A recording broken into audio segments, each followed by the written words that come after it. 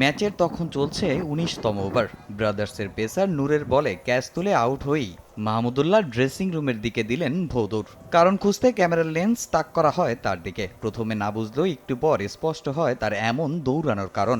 শুক্রবার মিরপুরে একাদশ রাউন্ডের শেষ ম্যাচে ১৩৬ রানের লক্ষ্যে ব্যাট করতে নামে মোহামেডান। দারুণ ব্যাটিং নৈপুণ্যে একাই ম্যাচটাকে জয়ের দ্বার প্রান্তে নিয়ে যান অধিনায়ক ইমরুল কায়েস।